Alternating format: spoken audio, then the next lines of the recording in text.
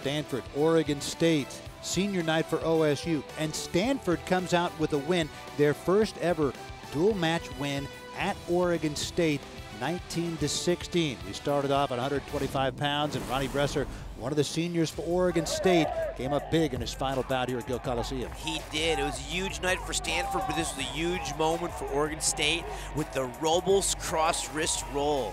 And now the fall, he goes from a cradle to a snake. He knew what he wanted, and he got it. He got it tight, finished it, and he really raised the roof of the audience. They got excited.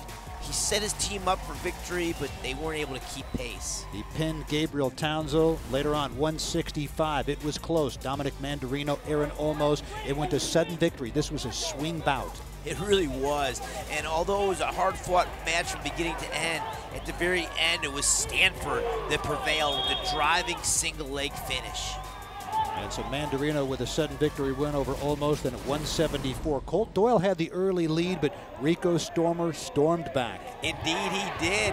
Great play on the words there. You see a beautiful technique by Oregon State, but here's one of the key comeback takedowns by Stanford.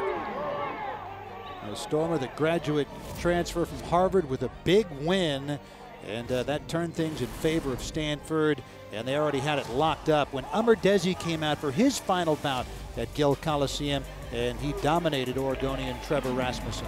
Yeah, historical night for the Oregon State seniors, though. Bresser and Desi, they've had dominating careers, two all-time greats at Oregon State, and they both came out and had great performances, winning by pin and winning by tech fall, as you see here. Desi dominating.